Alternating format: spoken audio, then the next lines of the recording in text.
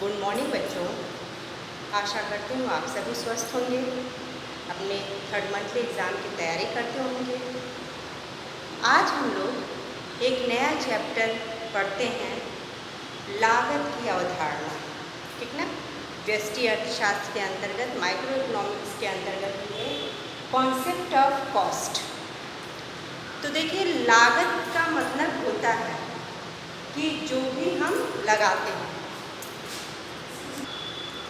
लागत का तात्पर्य होता है कि यदि उत्पादक वो किसी वस्तु का उत्पादन कर रहा है तो उसमें जो जो वस्तुएं उत्पादन में लगती हैं, ठीक है, और उन साधनों के प्रयोग के बदले में जो वो पेमेंट करता है, जो वो उन साधनों के मालिक को देता है। ठीक ना? तो ओवरऑल इसी को उत्पादन लागत कहा जाता है। अब जैसे आपको देख दिया है, उन सभी भुगतानों से होता है जिन्हें उत्पादक वस्तुओं के उत्पादन में प्रयुक्त साधनों के उपयोग के लिए देता है। तो इसमें उत्पादक जितने भी साधन प्रयोग करता है उसके बदले में उन साधनों के मालिक को जो भी भुगतान करता है उसी को लागत कहा जाता है। ठीक है? तो इसके अंतर्गत देखिए उत्पादन लागत है, कॉस्ट ऑफ प्रोडक्शन। इसके अंतर्गत देखिए लगान, यदि हम किसी से भूमि लिए हैं तो उसके बदले में लगान हम कर देंगे, प्लस रॉ मटेरियल्स का प्राइस, कच्चे माल का मूल्य वो भी देना है, उसको प्लस करेंगे, प्लस है मजदूरी, वेजेस, ठीक है, जो हम काम लेते हैं श्रमिकों से उसके बदले में उनको जो वेजेस देते हैं, मजदूरी देते हैं वो, प्लस ब्याज, पूंजीपति से हम यदि पूंजी लेंगे या बैंक से लोन लेंगे तो उसके बदले में हमको इंटरेस्ट देना होता है, तो ब्याज इसमें इंक्लूड रहता है। उसके बाद है वेतन, सैलरी, यानी जो लोग आपके उसमें काम कर रहे हैं, प्रोडक्शन में काम कर रहे हैं, उनको उसके बदले में जो सैलरी दी जाती है वो, प्लस फिर मूल्यह्रास का मतलब है कि जो आप मशीनें वगैरह का प्रयोग कर रहे हैं उसमें लगातार प्रयोग करने से उसमें घिसावट वगैरह जो आती है तो मशीनों के मरम्मत में जो पैसा लगता है वो, ठीक। फिर प्लस है बीमा व्यय, आप अपनी फैक्ट्री का बीमा कराई होंगी या कोई भी उत्पादक अपनी फैक्ट्री का बीमा कराता है तो उसको जो प्रीमियम देना होता है वो बीमा व्यय, ठीक, वो ऐड होता है। प्लस सामान्य लाभ, यानी कि ओवरऑल जो खर्च होता है, ठीक है, उससे यदि अधिक उत्पादन होता है, उससे अधिक हमको राशि मिलती है तो वो सामान्य लाभ के रूप में प्राप्त होता है। ये पूरा मिलाकर उत्पादन लागत इसको कहते हैं। ठीक है? उत्पादन लागत में लगान, कच्चे माल का मूल्य, मजदूरी, ब्याज, वेतन, प्लस मूल्यह्रास, प्लस बीमा व्यय, प्लस सामान्य लाभ, इनके देने के बाद सब कुछ जो बच जाता है वो सामान्य लाभ में आ जाता है, यानी कि प्रॉफिट जो हमको मिलता है। यानी कि हम 100 रुपये लगाए हैं, यदि हमको 110 रुपये मिल रहा है तो वो सामान्य लाभ। या यदि हम 100 रुपये लगाए हैं, 100 रुपये लगाए हैं और हमको 100 रुपये ही मिल रहा है तो वो सामान्य लाभ हो जाएगा, यानी कि जितना हम लगाएं उतना हमको मिल गया। तो इस तरह से ये है लागत का अर्थ। इसमें कुछ परिभाषाएं दी गई हैं, आप देख लीजिएगा उसको, ठीक है। अब हम लोग देखते हैं लागत के प्रकार कितने होते हैं, ठीक है। लागत के प्रकार,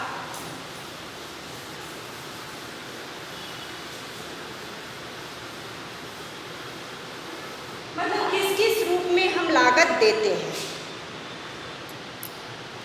यहाँ देखिए उत्पादन लागत को 3 वर्ग में बांटा गया है, ठीक है। पहले वर्ग में मौद्रिक लागत, वास्तविक लागत और अवसर लागत, ठीक है। मौद्रिक लागत के अंतर्गत स्पष्ट लागतें, अस्पष्ट लागतें और सामान्य लाभ, ये 3 चीज जो है मौद्रिक लागत में ऐड होती है। ठीक, तो पहले इसको हम जान लेते हैं, उसके बाद फिर हम लोग सेकंड में पहुँचेंगे।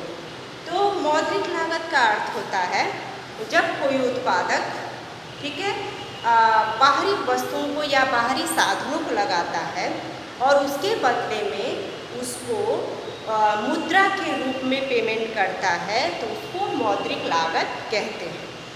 मान लीजिए कोई उत्पादक श्रमिक को लगाया है अपने काम पे, ठीक है, या फिर प्रबंधक को लगाया है, कर्मचारी को लगाया है, तो उसके बदले में जो उसको वेतन देता है, ठीक ना, मजदूरी देता है, तो वो किस रूप में देगा? मुद्रा के रूप में देगा। मतलब कि जो भी भुगतान करता है वो मौद्रिक रूप में करता है, यानी मुद्रा के रूप में करता है, तो उसको मौद्रिक लागत कहते हैं। या फिर रॉ मटेरियल्स वगैरह खर्च करता है, जो भी सो ऑन सो, मतलब जो भी साधन के रूप में प्रयोग करता है और उसका वो भुगतान जो है मौद्रिक रूप में करता है, तो उसको मौद्रिक लागत कहते हैं।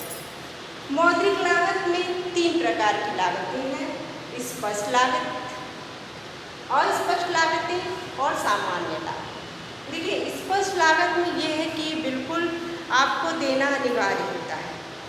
जैसे अभी मैंने बताया, श्रमिक को जो मजदूरी दी जाती है, ठीक ना, या फिर वेतन दिया जाता है,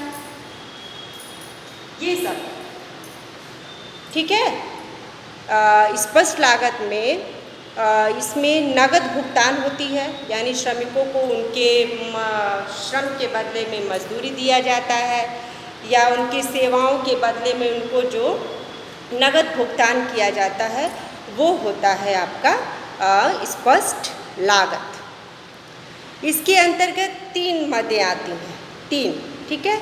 इसमें उत्पादन लागत, विक्रय लागत और अन्य लागत, इसमें 3 मद आ जाएगा। उत्पादन लागत, विक्रय लागत और सामान्य लागत या अन्य लागत। अन्य लागत इसको कह सकते हैं, अन्य लागत। तो उत्पादन लागत में वही श्रम को दिया जाने वाला, श्रमिक को दिया जाने वाला मजदूरी है, प्रबंधकों को वेतन है, उसके बाद इसके अलावा पूंजी पर जो ब्याज दिया जा रहा है, ठीक ना, और भूमि व मकान का जो लगान और किराया दिया जा रहा है, ये सब उत्पादन लागत के अंतर्गत आएगा, ठीक है।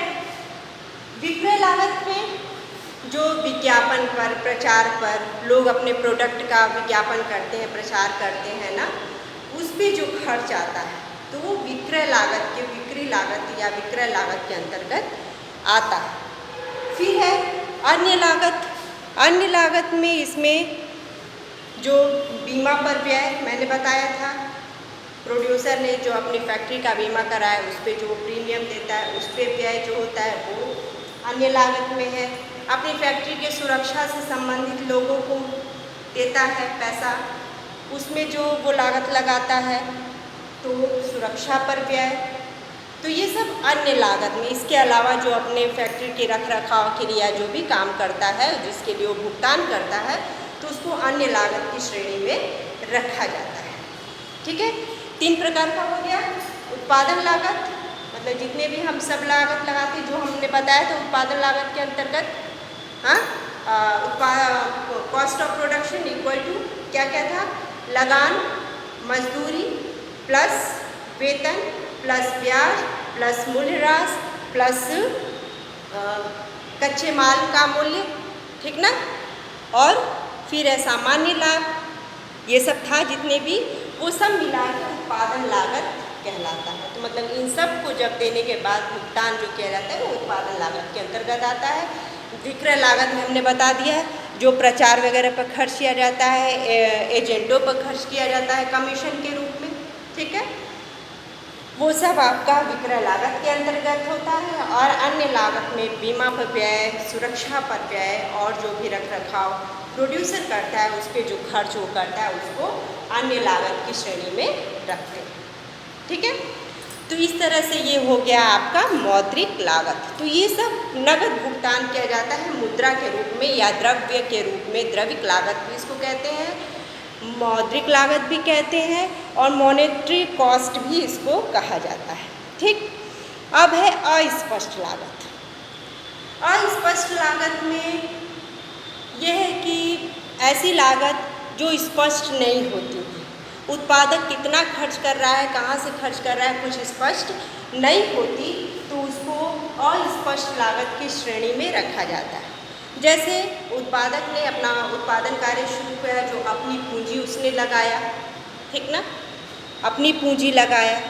एक उद्यमी अपनी पूंजी का ब्याज, भूमि व मकान का किराया या फिर लगान के रूप में जो देता है, स्वयं का वेतन, ये सब अस्पष्ट लागत की श्रेणी में शामिल होता है, उत्पादन लागत में शामिल नहीं होता।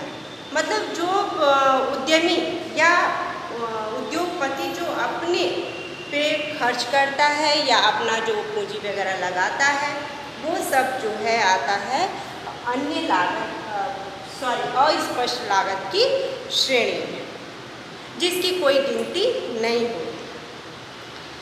तो ये है अस्पष्ट लागत। अब है सामान्य लाभ या नॉर्मल प्रॉफिट। तो इसमें यही है, सामान्य लाभ यानी न्यूनतम लाभ होता है।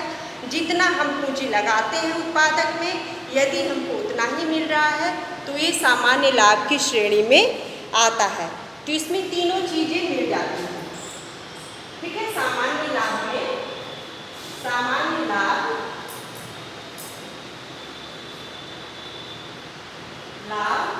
प्लस इक्वल टू मौद्रिक लागत। ठीक है, प्लस है सामान्य लाभ में अस्पष्ट लागतें और मौद्रिक लागत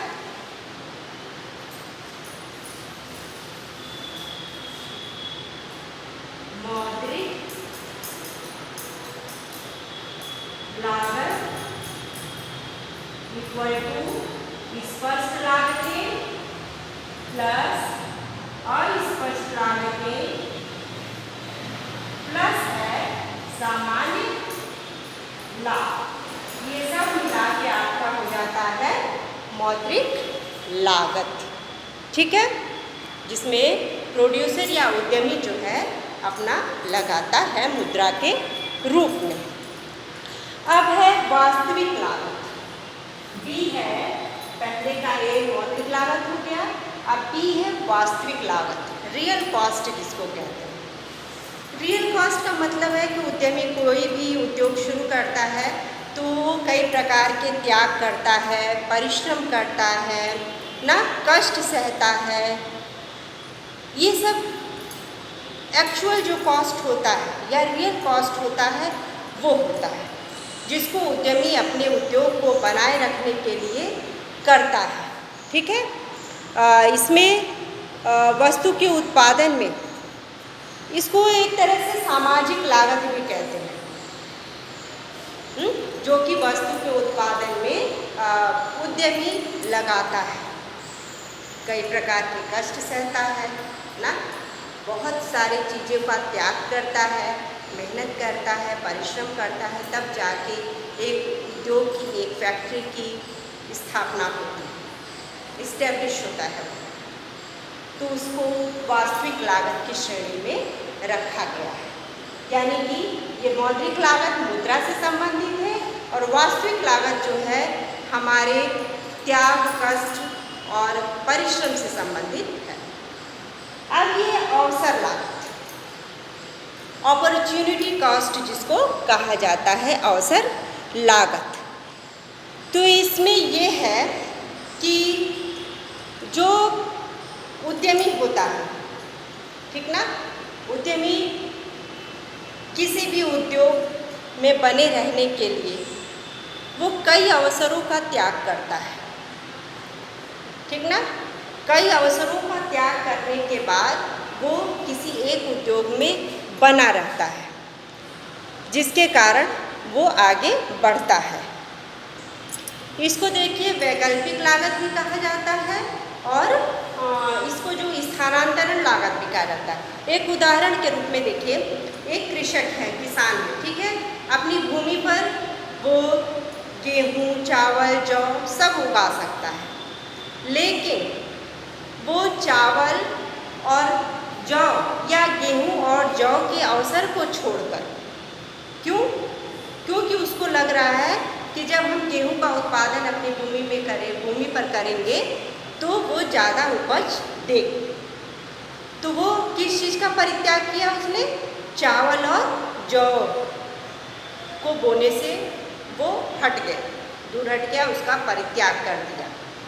तो जिस चीज़ में उसको अवसर दिखाई देगा, ठीक ना, लाभ दिखाई देगा, उस वस्तु का वो उत्पादन करेगा, यानी विकल्प के रूप में वो रखेगा। यदि गेहूं का उत्पादन अच्छा नहीं होता है तो फिर वो चावल या और अन्य खाद्यान्न का या फसल का वो उपज करेगा, ठीक है।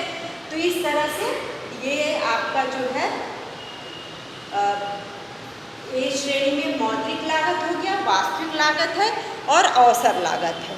इसके आगे हम लोग फिर पढ़ेंगे स्थिर लागत, परिवर्तनशील लागत, ठीक है, फिर कुल लागत है, औसत लागत है, सीमांत लागत है। इसके विषय में हम लोग आगे की कक्षा में पढ़ेंगे कि फिक्स्ड कॉस्ट किसको कहा जाता है, वेरिएबल कॉस्ट किसको कहा जाता है, और इसके अलावा टोटल कॉस्ट, एवरेज कॉस्ट और मार्जिनल कॉस्ट किसको कहते हैं। इसके विषय में हम लोग नेक्स्ट क्लास में ग्राफ के माध्यम से आपको समझाते हुए मैं डिटेल में आपको समझाऊंगी। तो आज के लिए इतना ही रहने देते हैं, ठीक है। आशा करती हूँ आपको समझ में आया होगा, आप अच्छे से वीडियो देखिएगा। धन्यवाद।